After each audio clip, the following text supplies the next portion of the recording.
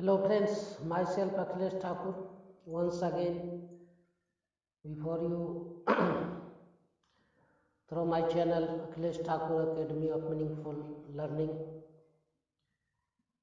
Friends, आज मैं creativity सृजनशीलता के संबंध में अपने विचार प्रकट करूंगा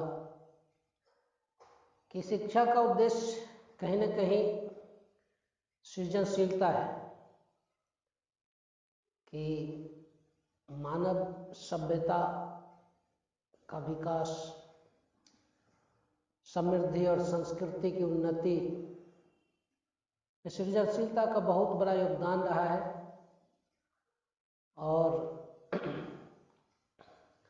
जब मनुष्य वातावरण के साथ सिंक्रोनाइज्ड होता है, इंटरेक्शन करता है, अपने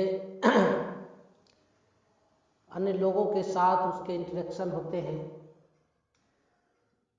तो उससे भी उसके अंदर सृजनशीलता के गुण उत्पन्न होते हैं। कभी कभी वह समूह में किसी गतिविधि में शामिल होता है तो उसके अंदर सृजनशीलता विकसित होती है। कभी कभी एक्सप्लोरेटरी अंदर से जो उसकी बातें हैं वो बाहर निकल कर आती है। तो इस तरह से हम देखते हैं कि परिवेश से, समूहों के द्वारा, विभिन्न प्रशिक्षणों के द्वारा, विभिन्न वर्गों में जहाँ भी एक वातावरण का निर्माण होता है, सकारात्मक वातावरण से जब व्यक्ति गुजरता है तो उसके अंदर की सृजनशीलता प्रस्फुटित होती है।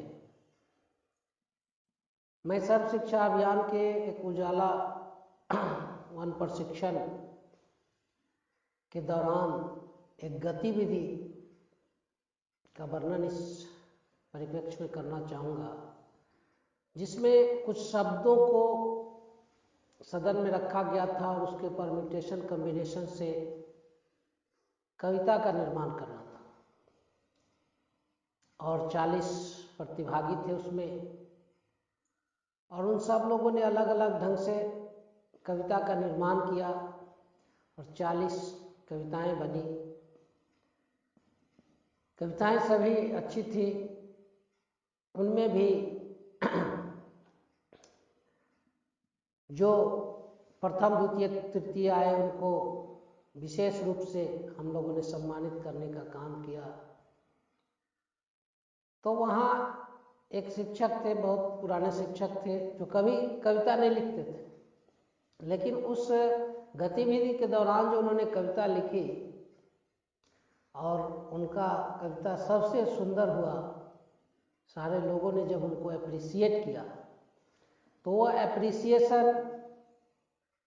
और वो वातावरण उनके अंदर एक ट्रांसफॉर्मेशन ला दिया। उसके बाद वो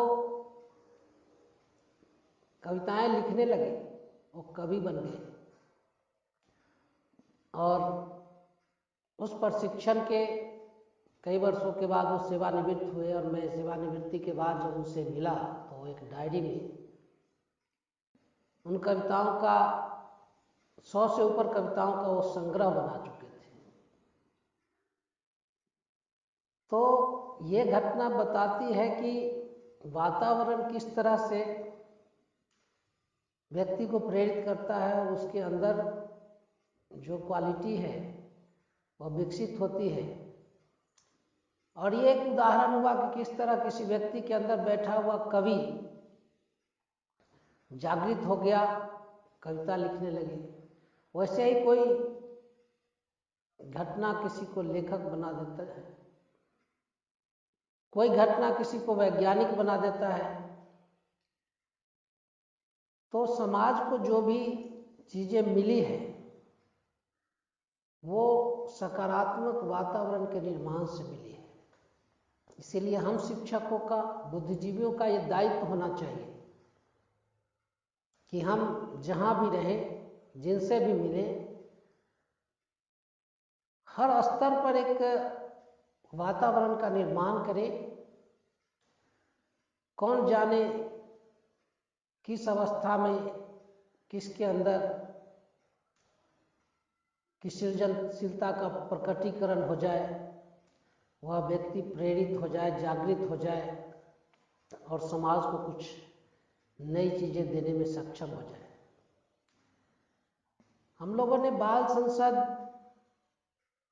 के प्रशिक्षण के लिए राज्य स्तर पर प्रशिक्षण प्राप्त किया था, फिर जिला स्तर पर सभी संकुल संसाधन केंद्र के समन्वयकों के साथ हम लोग का इंटरेक्शन हुआ था, और उसके बाद विभिन्न विद्यालयों में जब मैंने देखा कि बाल संसद के गतिविधियों के दौरान बच्चों को दायित्व दिया जाता है और वो बच्चे अपने अंदर एक जिम्मेवारी का एहसास करते हैं और उस जिम्मेवारी के निर्वहन में के क्रम में उनके अंदर भी सृजनशीलता विकसित होती है। वो कुछ नए नए नवाचार विद्यालयों के अंदर करते हैं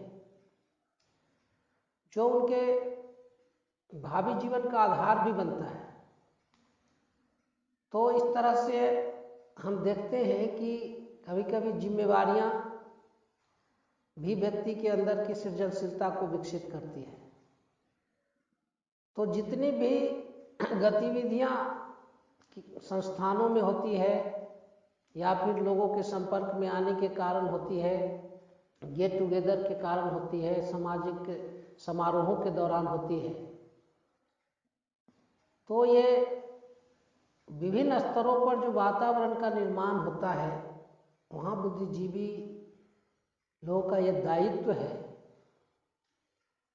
कि हमेशा सृजनशील वातावरण का निर्माण करें ताकि कभी भी किसी व्यक्ति के अंदर एक ट्रांसफॉर्मेशन हो सकता है। वो किसी व्यक्ति से इस कदर प्रभावित हो सकता है कि उसके अंदर का वो इंस्टिंक्ट जग सकता है और उसके अंदर जब धारा प्रवाहित होने लगेगी, जब उसके अंदर बिजली कौंधेगी और वो सृजनशीलता का प्रस्फुटन होगा तो समाज को निश्चित रूप से नई चीजें मिलेंगी। तो सृजनशीलता के लिए हम लोग एजुकेशनल टूर, एक्सकर्शन, विज्ञान के वर्गों में मैं बॉटनी का छात्र रहा तो एक्सकर्शन टूर ले जाया जाता था जहां हम लोग प्लांट कलेक्शन किया करते थे। विभिन्न जगहों पर जाकर जो फ्लोरा फौना में रिच प्लेसेज हुआ करते थे, वैसे जगहों पर विज्ञान के छात्र जाया करते थे। तो उस एक्सकर्शन के दौरान भी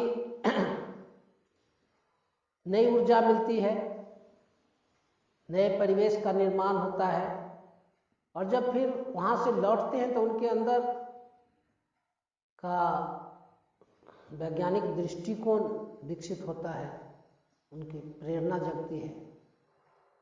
वैसे ही विभिन्न साहित्यिक आयोजनों के दौरान साहित्यिक प्रतिभाएं उभरती है। तो इस तरह के कार्यक्रमों का आयोजन होते रहना चाहिए और मोनोटोनी जीवन में नहीं हो, हमेशा परिवर्तन। वैसे भी प्रकृति का नियम है परिवर्तन, और उस परिवर्तन के लिए हमें तैयार रहना चाहिए और उस परिवर्तन से हमें सीखना चाहिए और सीखते हुए बदलाव की जो बयार बहती है तो हमारे अंदर का स्पिरिट जगता है और हम सृजनशील गतिविधियों में लग जाते हैं, कुछ नया सृजन करते हैं। तो यह सृजनशीलता निश्चित रूप से समाज के लिए बहुत उपयोगी है, लेकिन इस के लिए सबसे महत्वपूर्ण है वातावरण का निर्माण। और उस वातावरण में जब लोग जाते आते रहेंगे तो वो क्षण आएगा, कभी आ सकता है।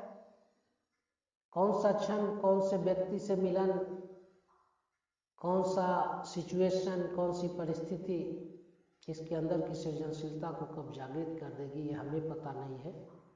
हमें अपने हिस्से का काम करते रहना है और सकारात्मक वातावरण का निर्माण करते रहना है। ऐसी गतिविधियों से गुजरते रहना है ताकि व्यक्ति के अंदर की सृजनशीलता जगे और समाज को कुछ नई चीज़ें मिले। इसी के साथ आज मैं अपनी वाणी को विराम देता हूँ। धन्यवाद।